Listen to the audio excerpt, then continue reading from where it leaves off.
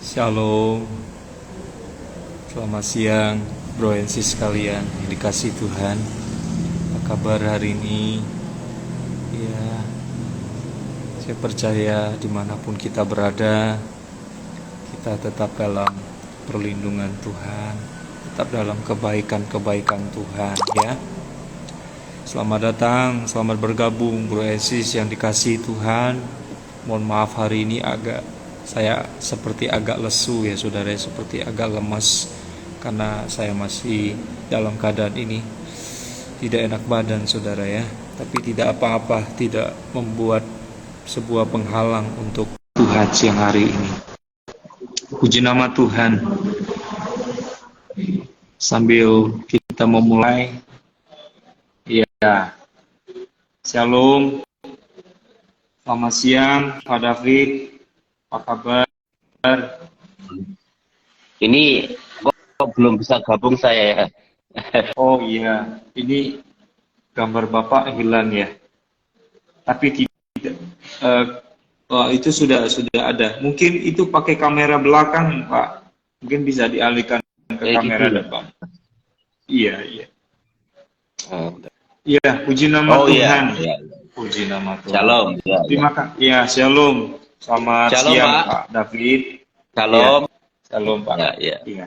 Apa kabar Pak David? Baik, ini saya di gereja di pastori. Wifi saya begitu. mati, dan saya harus lari ke pastori di gereja. Iya, keluarga sehat-sehat ya Pak. Sehat. Iya.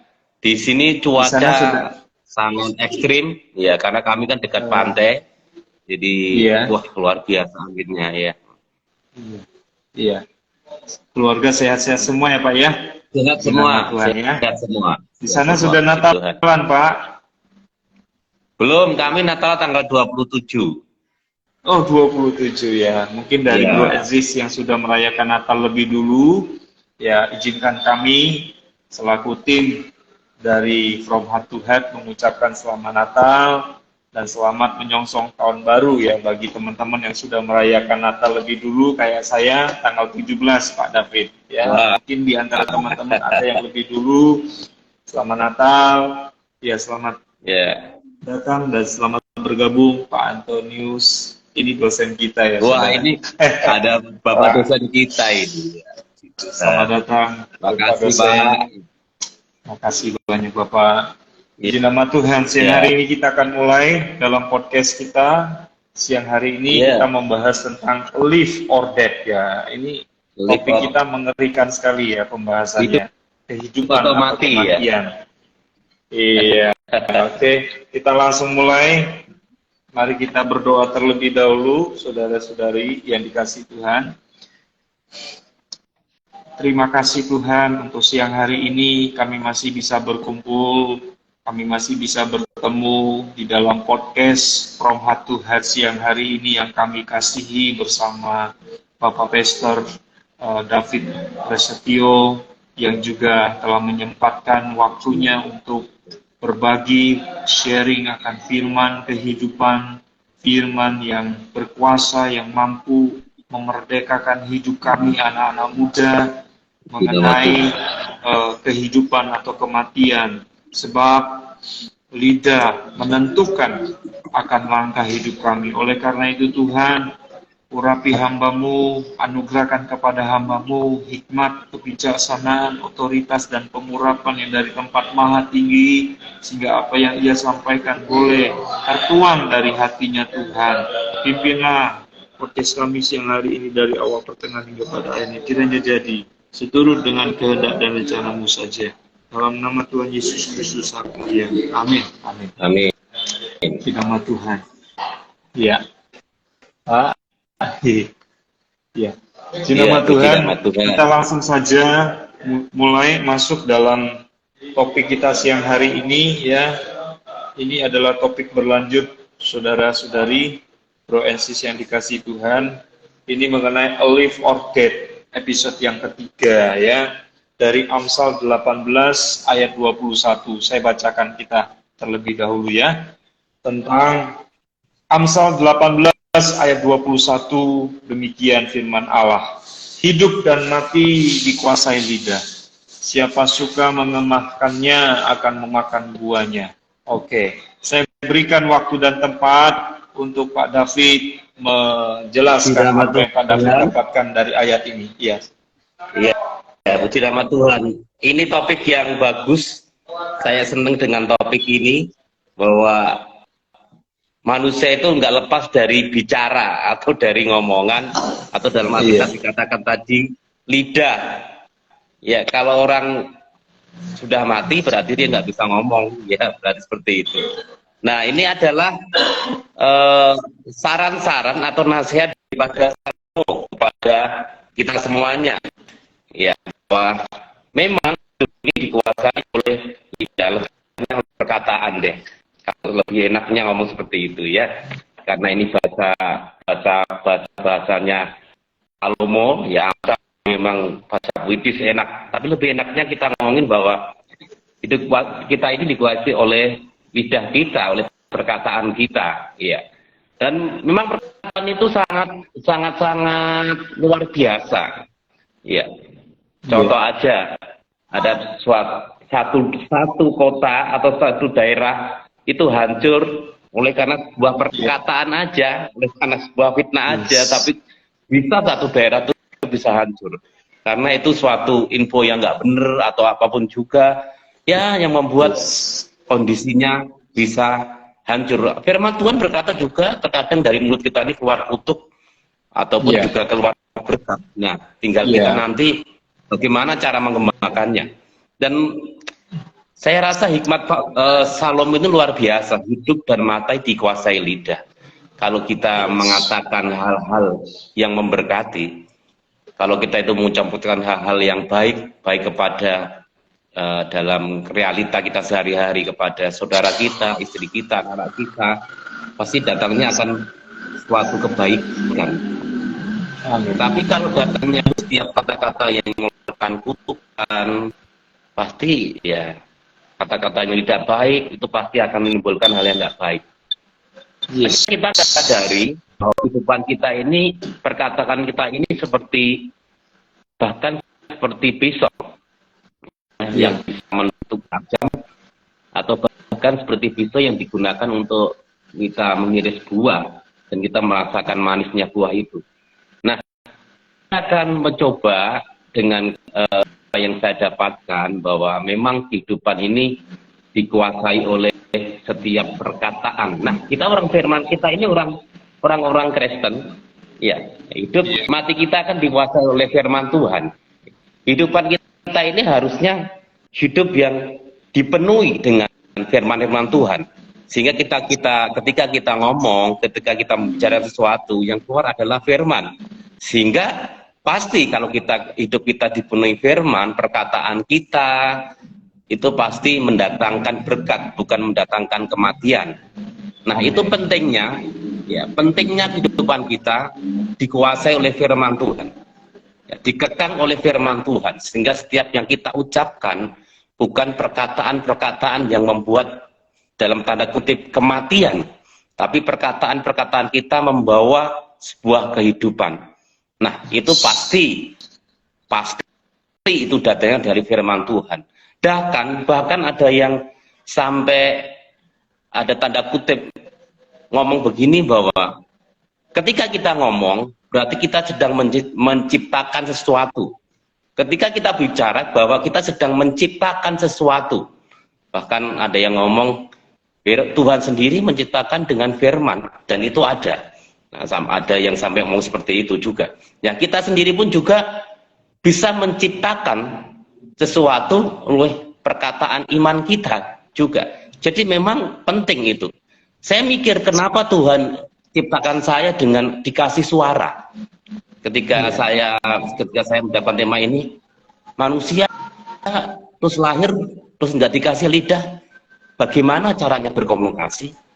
Bagaimana caranya mereka melakukan hal-hal sesuatu dengan yang lainnya? Fungsi lidah itu adalah komunikasi. Ya, tetapi di sini adalah mati dan hidup dikuasai oleh lidah. Nah, kalau komunikasinya tidak benar, maka juga akan menimbulkan kematian.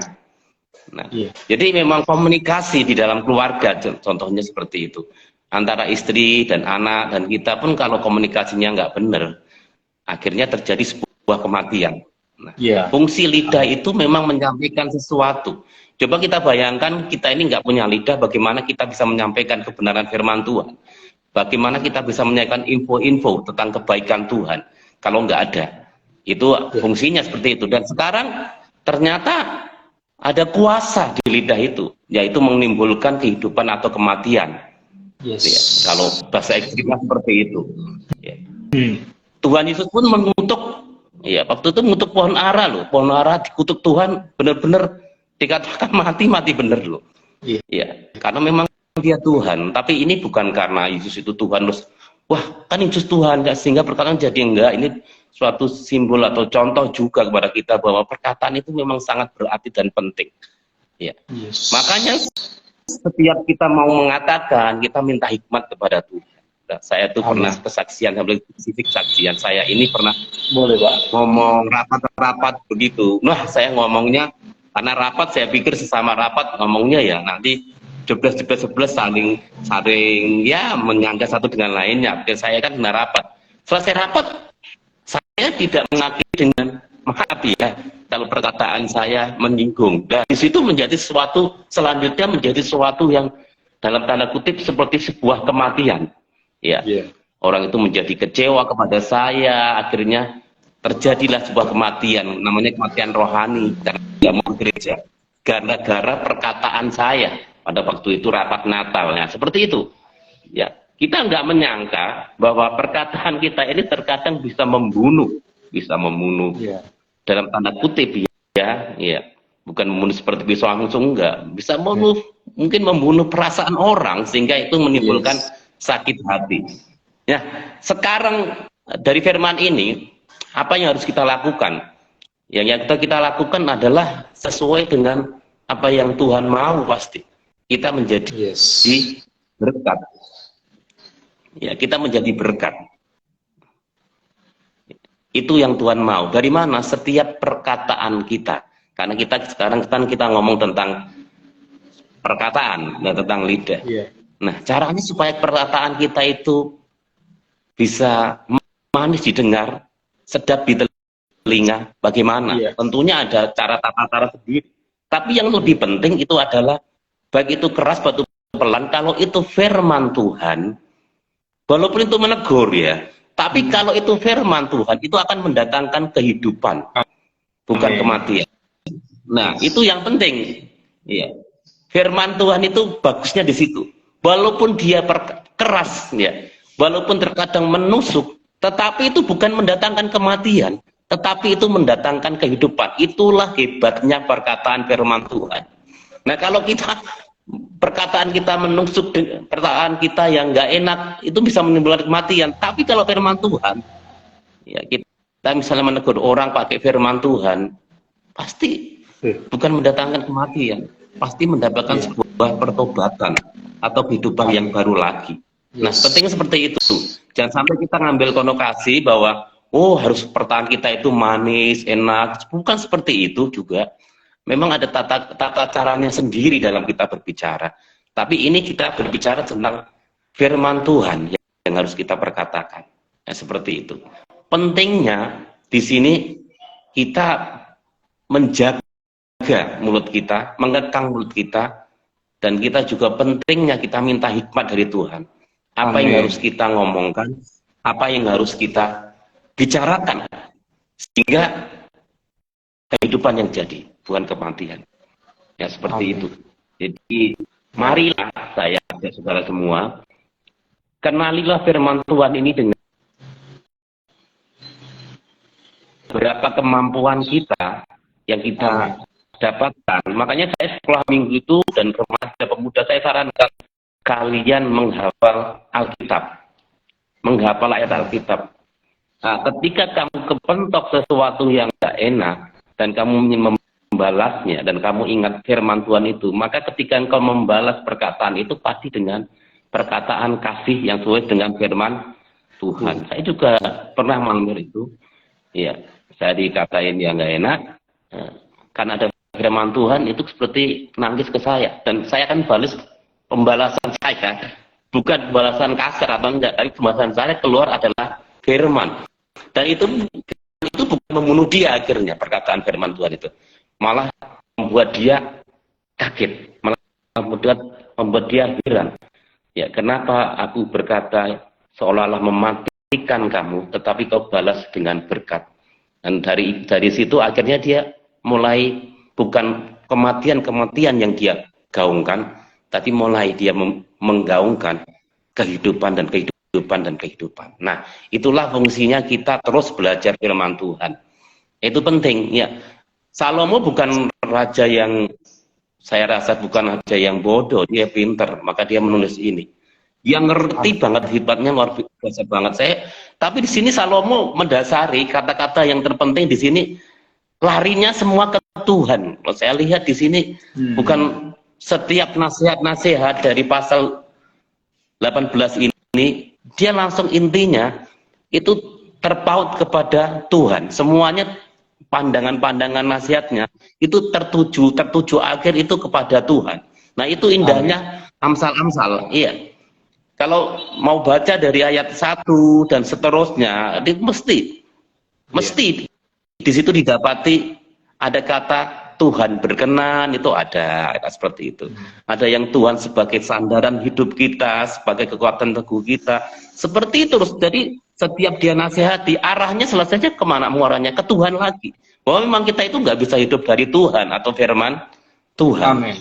Nah, yang saya maksudkan bahwa engkau, iya, kamu mengatakan engkau akan mati kalau engkau di sini tidak hidup di dalam kuasa tangan Tuhan. Engkau akan hidup bila engkau menyerahkan hidupmu kepada Tuhan. Seolah-olah si Amsal ini, si Salomo ini selalu ngomong hidup kita itu nggak ada artinya tanpa Tuhan. Seperti itu loh. Jadi makanya dia menulis di sini hidup dan mati dikuasai oleh lidah. Tapi di situ kita harus ngerti ayat selanjutnya, sebelumnya dan sesudahnya ya, bahwa muaranya kemana dia ngomong seperti itu, arahnya kemana? Arahnya lagi dia ngomong bahwa hidup kita itu memang di tangan Tuhan, tangan kuasa Tuhan, seperti itu Pak. Ya itu aja yang saya paparkan dengan kemampuan yang saya dapatkan ya, bahwa hidup kita ini ya memang dikuasai oleh perkataan. Tetapi kalau kita bersandar sepenuhnya kepada Tuhan, hidup kita ini dikekang atau dikuasai Tuhan, maka setiap perkataan kita pun perkataan yang timbul daripada hikmat Tuhan sendiri. Amin. Perkataan yang timbul daripada firman Tuhan sendiri. Jadi gimana caranya supaya perkataan kita ini membawa kehidupan? Ya, harus kita serahkan hidup ini dikuasai seutuhnya, bukan pada lidah, tapi pada firman itu sendiri, yaitu Tuhan. Jadi begitu. Jadi biarlah hidup kita ini dikuasai oleh Sang Firman, yaitu Tuhan. Nah, maka sebab itu bukan dikuasai oleh hal-hal yang lain. Setelah kita dikuasai oleh firman Tuhan itu sendiri, maka lidah kita ini akan mengeluarkan berkat-berkat yang membawa kehidupan. Itu pilihan kita. Jangan sampai hidup kita ini nggak dikuasai Tuhan. Akhirnya perkataan kita ini membawa sebuah kematian. Itu saja inti daripada yang saya dapatkan Pak dari singkat hal ini. Luar biasa ya. Berikan aplaus ya buat Pak David ya. Bahwa hari ini terima kasih. Semakin lengkap sudah apa yang kita cari-cari di episode pertama, episode kedua. Seperti yang saya katakan kemarin saudara, walaupun topiknya sama, tetapi firman Tuhan itu selalu baru setiap hari. Jadi ada hal-hal baru yang kita dapatkan. Iya, saya persilakan Pak David. Untuk coba kita baca Amsal 18 pasal ayatnya yang ke-10. Nama Tuhan adalah menara yang kuat, kesanalah orang benar berlari dan dia menjadi selamat. Jelas berarti keselamatan kita, kehidupan kita.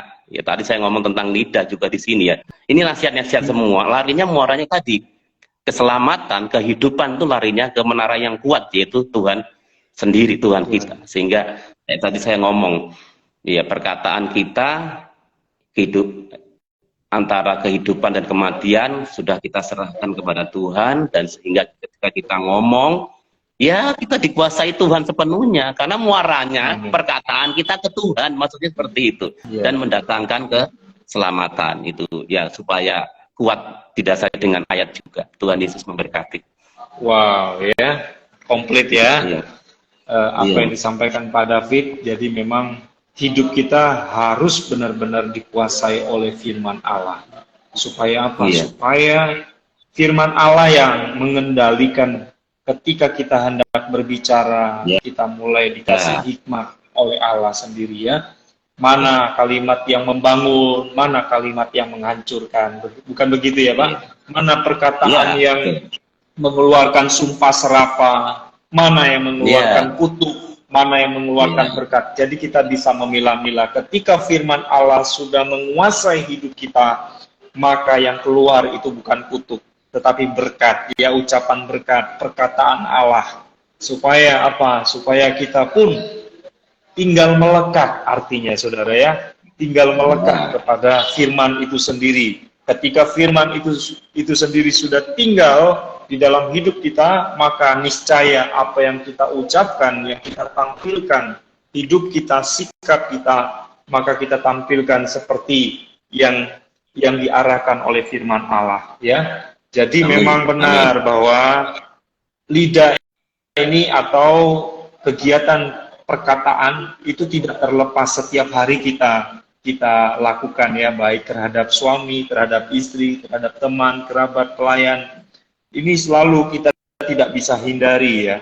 Aktivitas ucapan, aktivitas kita ngobrol, aktivitas kita berbicara ini tidak terlepas. Mungkin kerap kali kita secara tidak sengaja mungkin keluar kalimat-kalimat yang mungkin menyakiti hati sesama kita, hati orang-orang dekat kita.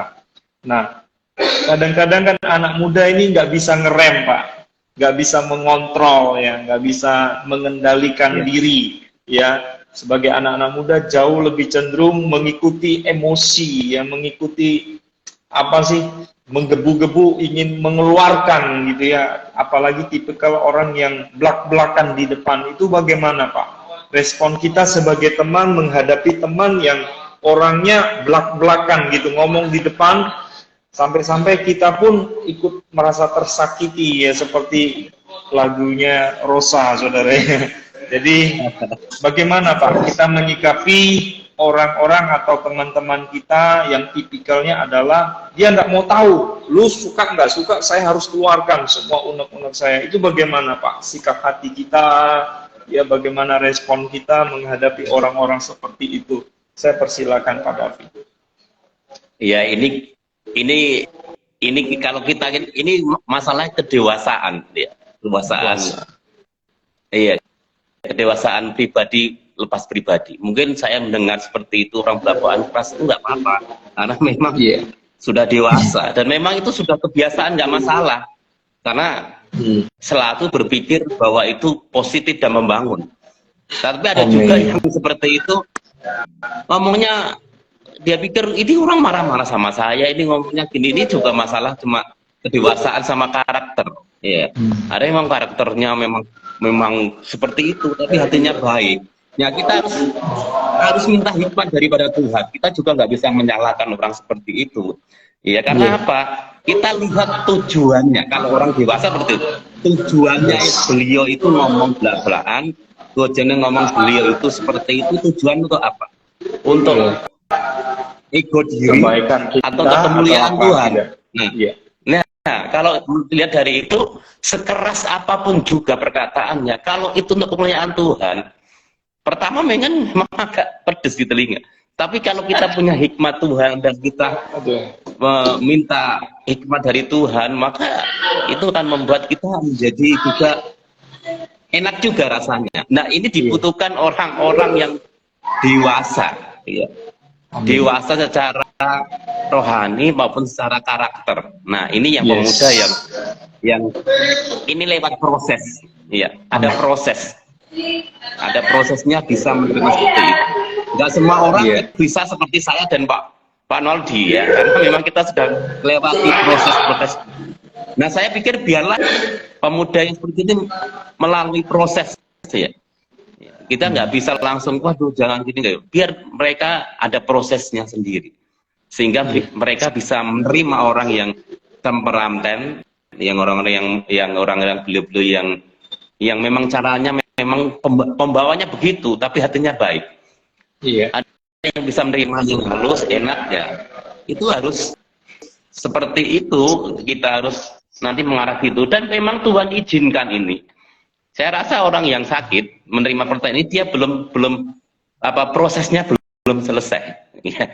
Jadi mesti mengalami proses sampai nanti ke titiknya bahwa dia bisa menerima semuanya dalam kondisi apapun juga. Seperti itu. Wow. Dan saya pun juga ya, beliau yang ngomongnya juga menyatakan saat apapun pun juga nanti dapat proses sendiri juga dari Tuhan. Sehingga nanti ada titik ketemu yang semuanya mendatangkan suatu hal yang indah, yang enak. Kalau ketemu seperti itu, ya sebagai seorang kan ada di dalam gereja pemuda, ada yang bapak rohani atau pendamping rohaninya, kakak rohaninya. Nah, yang sebelum menerima seperti ini perlu didampingi, misalnya, ya. Kalau enggak nanti dia akan jebol dan sakit hati. Jadi perlu ketika menerima gitu langsung didampingi, di cover. Tugasnya pemimpin rohani, tugasnya kakak rohani itu memeluk, jangan sampai ada luka di situ. Jadi sebelum itu busuk, sebelum itu menjadi hal yang bau, langsung saja cabut setiap keberkatan kita luruskan ya. Jadi supaya nggak berlama-lama seperti itu. Itu pentingnya. Jadi saya harap juga teman-teman, anak-anak pemuda, teman-teman pemuda, ayo kita punya juga kakak-kakak rohani atau bapak-bapak rohani. Jadi ketika kita kena serangan atau memang kita belum siap, bukan serangan ya, kalau kita belum siap menerima seperti itu, ada yang membantu kita sehingga lama-kelamaan kita menjadi terbiasa. Iya, terbiasa sehingga kena sana, pukul sini, biasa aja. Arahnya nanti kita sudah biasa seperti itu. Apalagi kayak saya penggembalaan, kayak saya penggembalaan suatu gereja, udah kalau saya itu sudah dalam tanda kutip sudah seperti keset ya, mau diinjak, mau dilipat, mau diapa, nggak apa-apa, biar Tuhan aja yang berantar. Terima kasih Tuhan buat proses ini. Berarti proses saya juga belum selesai Tuhan. Dan saya selalu memandang ke Tuhan. Seperti itu. Itu aja yang saya dapatkan. Wow. Luar biasa ya, bahwa ada dampak dari setiap ucapan kita. Ya, ada seperti yang saya bacakan di surat Yakobus pasal 3 kemarin, bahwa dari lidah yang sama kita bisa mengeluarkan berkat. Dari lidah yang sama pula kita bisa mengeluarkan kutuk. Ya, jadi apa yang kita ikat di dalam dunia akan terikat di surga.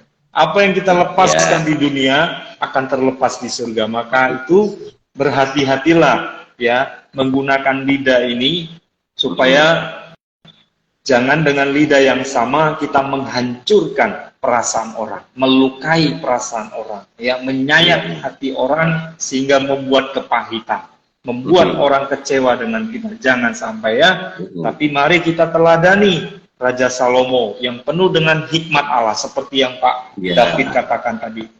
Minta, kalau saudara sampai sekarang masih belum merasakan, saya seperti masih jatuh bangun kok, atau masih jatuh bangun Mas, dalam mungkin mengontrol lidah, mengontrol perkataan, minta hikmat Allah ya, supaya Allah sendiri yang memimpin saudara dan saya untuk berkata yang bijak, berkata yang bisa membangun orang lain, bukan menghancurkan orang lain. Tapi marilah kita mencari ya petunjuk seperti yang dari Pak David tadi katakan ya, harus tinggal ya dalam kebenaran itu supaya Allah sendiri, perkataan Allah sendiri yang menguasai, yang mengontrol kita ya. Itu perlu waktu ya Pak ya, bukan waktu yang cepat, bukan perlu proses ya, bukan sehari dua hari, bisa mungkin 5 bulan, setahun, itu sangat panjang, membutuhkan waktu yang sangat panjang ya, supaya melatih otot-otot iman kita, supaya kita semakin peka ya, supaya kita semakin peka akan apa yang harus kita ucapkan, kita pikirkan, yang kita lakukan. Seperti yang saya sampaikan kemarin, bahwa kita ini, tubuh kita ini terdiri dari 3 hal, saudara ya. Ada pikiran, ada perasaan dan kehendak, tubuh, jiwa dan roh. Jadi ketika pikiran kita sudah butek, ya, tahu butek ya, you know butek gitu ya. Kalau pikiran kita udah diisi dengan sampah, dengan kotoran-kotoran ya, dengan hal-hal duniawi, maka yang kita keluarkan dari ucapan kita dan tindakan kita duniawi ya Pak David ya.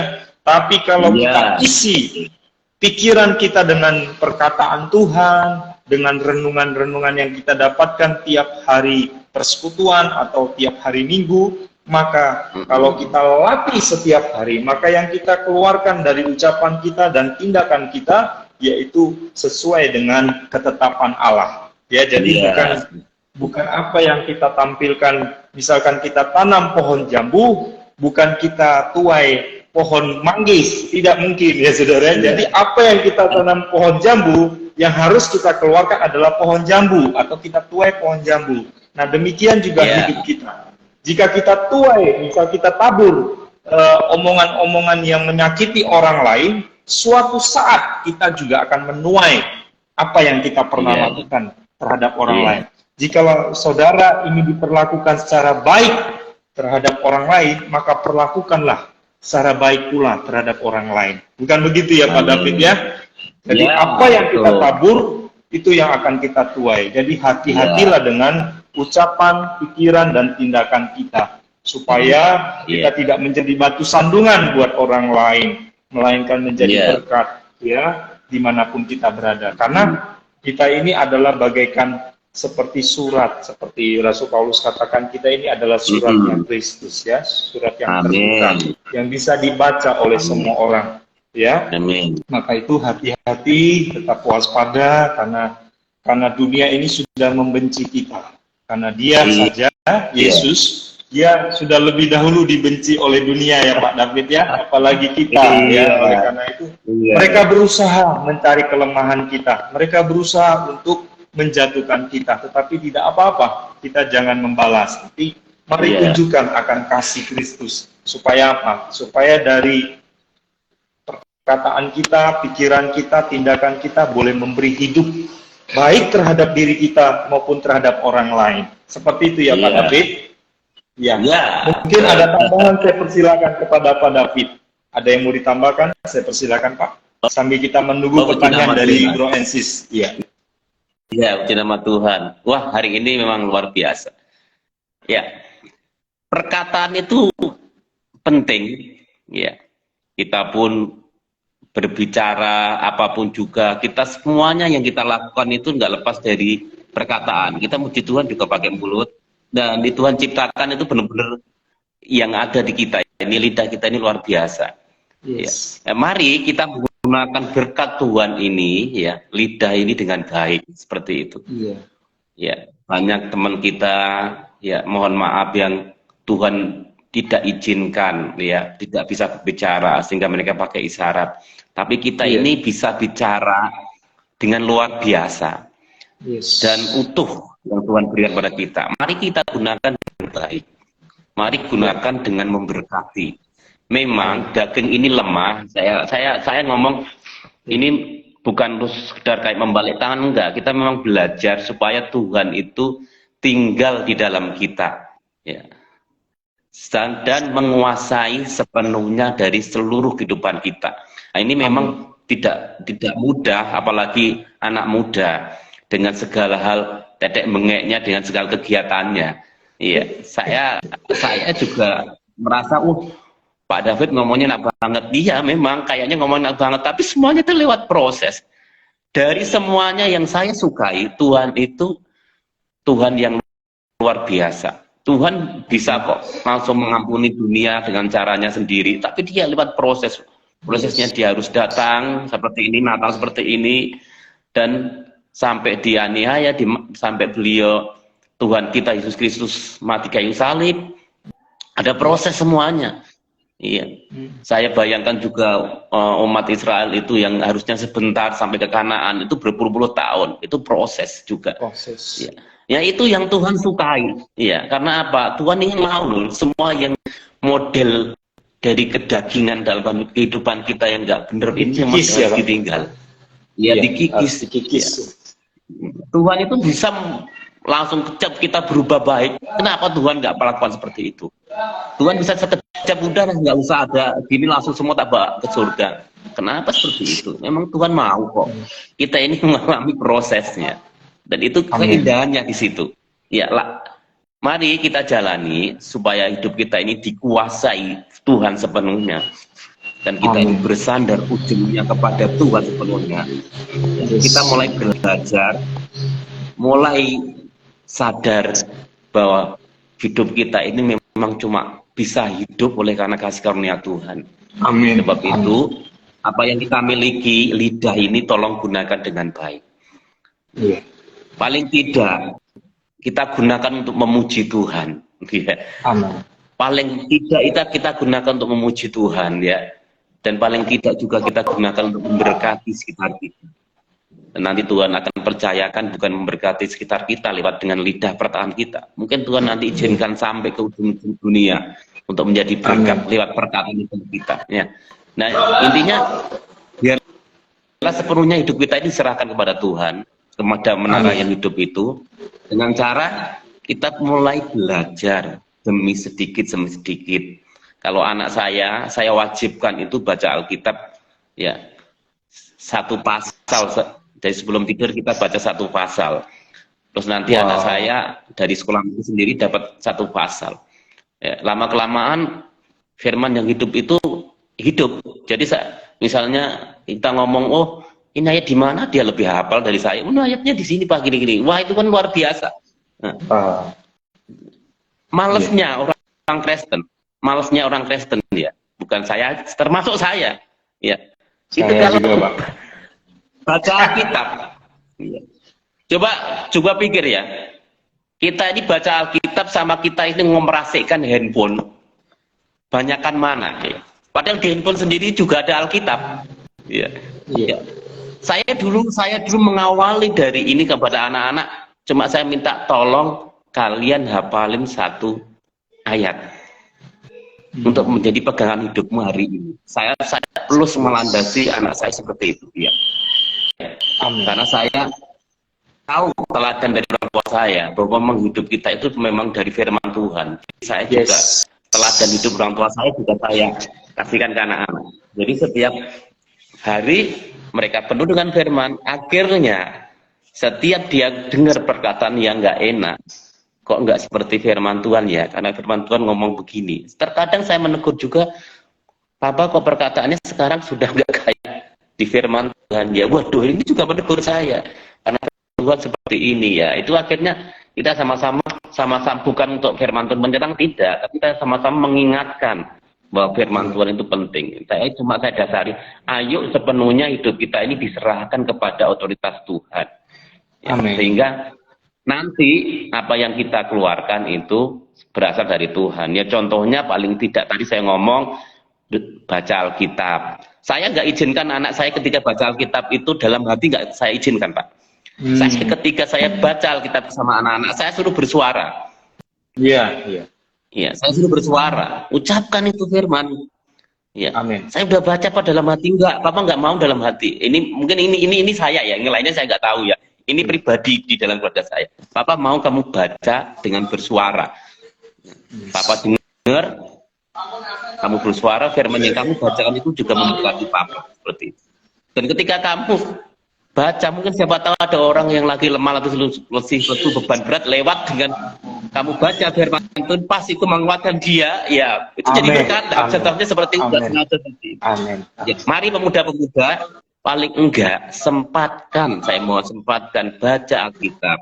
Ya, kita lihat saudara-saudara kita aja yang lain baca firmannya, baca kitab mereka pun sampai sekudusnya seperti itu, sampai wah kayak begitu, apalagi kita juga harusnya lebih seperti itu.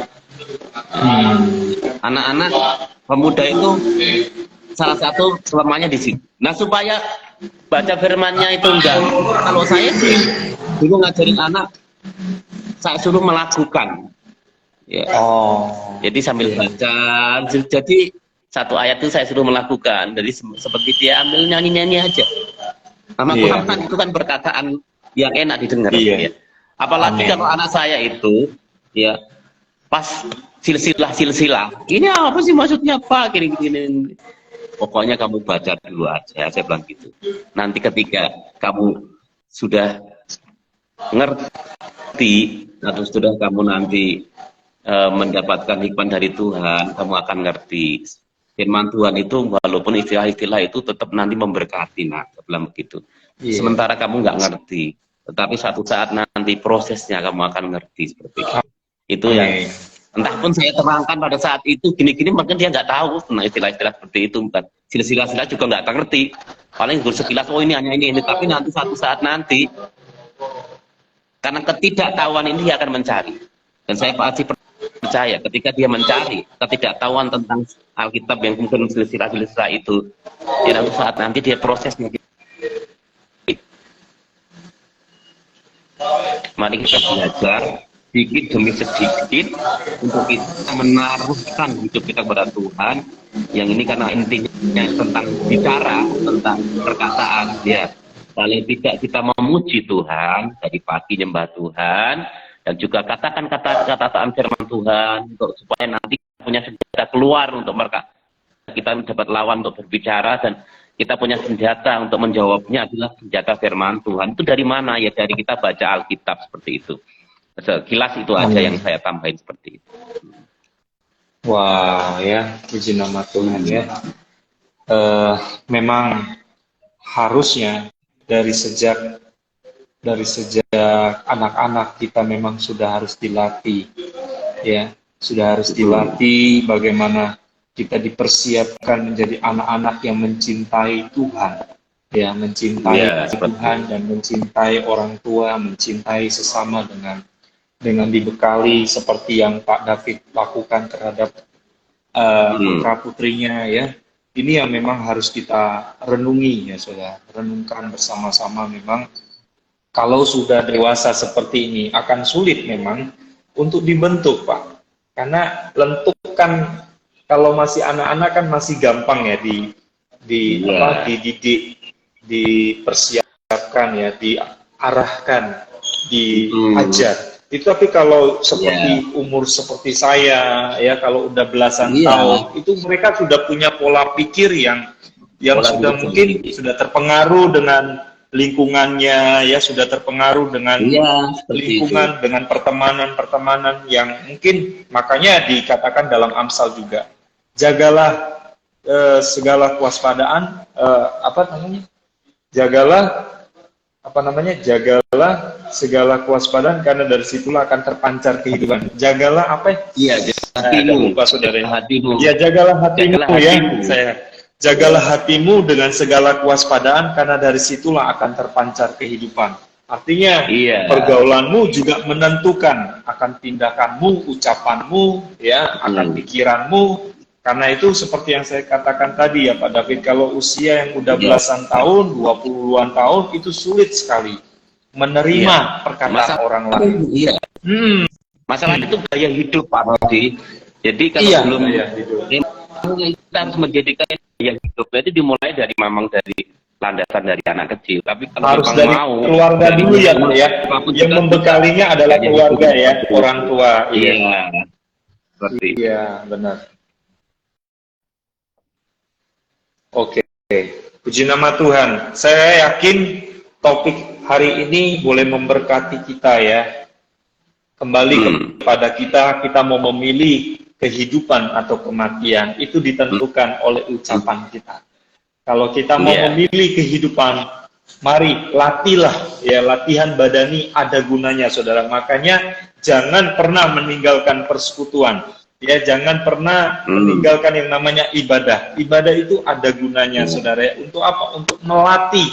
Ya, karena latihan badani ada gunanya untuk kita dipersiapkan menjadi anak-anak muda yang militan, menjadi anak-anak muda yang tangguh, menjadi anak-anak muda yang tidak gampang nyinyir terhadap orang lain.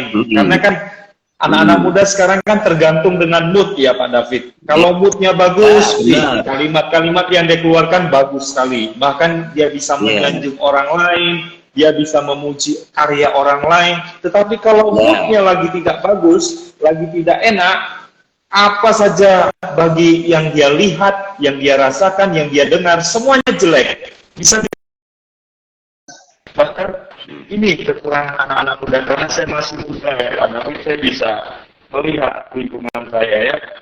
Anak muda kelemahannya adalah kalau untuk laki-laki ya gampang sekali dia bisa kelemahannya adalah ketika dia dipuji ya saudara. Ketika dia dipuji sangat senang sekali ya. Tapi kalau ketika kita ditegur, diingatkan dengan nasihat-nasihat yang baik, sulit sekali menerima. Nah, artinya apa? Kita anak-anak muda, mari kita ambil sebuah sikap ya. Jangan gampang kita mengetik ya, nyinyir terhadap di medsos. Hati-hati dengan ucapanmu yang kau lontarkan, yang kau tuangkan lewat kalimat-kalimat yang kau ketik, itu hati-hati. Karena kita ini adalah surat-suratnya yang terbuka. Maka hati-hati, jangan sampai kita dicap sebagai anak-anak Tuhan yang tidak bisa menjadi berkat, melainkan menjadi batu sandungan ya. Saya persilakan kepada Pak David untuk memberikan closing Pak, karena waktu kita sudah hampir habis. Saya persilakan untuk Pak David memberikan closing dari semua yang kita sampaikan tadi. Monggo Pak. Puji nama Tuhan, ya marilah kita sekarang sudah ngerti bahwa memang perlunya kita ini terus di dalam kontrol daripada Tuhan sendiri. Yes. Sehingga perkataan kita adalah perkataan yang menyukakan hati Tuhan. Dan perlunya juga, ini penting, kalau hati ya, hati kita mungkin harus beres juga ya. Kalau hatinya nggak beres, setiap keluaran nanti pahit dan terus. Ya. Jadi kita memang harus semuanya di dalam diri kita itu beres semuanya. Ya, itu dimana cuma didapat di dalam Tuhan. Amin. Sehingga kalau sudah kita di dalam Tuhan, bukan kematian yang kita dapatkan, tapi adalah kehidupan. Ya, mari kita gunakan kehidupan dengan baik. Kita bersyukur lidah ini, perkataan ini untuk senjata kita, untuk kita memberkati. Untuk kita menjadi sarana penyambung daripada berkat Tuhan kepada sesama kita. Tuhan Yesus memberkati. Berkati. Wow, kasih aplaus buat Pak David. Terima kasih banyak Pastor David Setio yang sudah memberkati kami siang hari ini. Kiranya Tuhan senantiasa memberkati Bapak dalam pelayanan, pekerjaan, dan keluarga ya. Jangan kapok-kapok Pak untuk hadir dalam persekutuan podcast From Heart to Heart, boleh memberkati anak-anak muda. Saya ingat tadi Pak, sepanjang Bapak berbicara, ada sebuah lintasan lagu, kalau Bapak pernah dengar, madu di tangan kananmu, ya, racun. Itu lagunya orang tua saya. Ya, saudara. Ya, jadi tadi nggak tahu kenapa ini lagu nyanyian ini terlintas di pikiran saya. Nah, saya harus ucapkan bahwa madu itu kehidupan, racun itu kematian.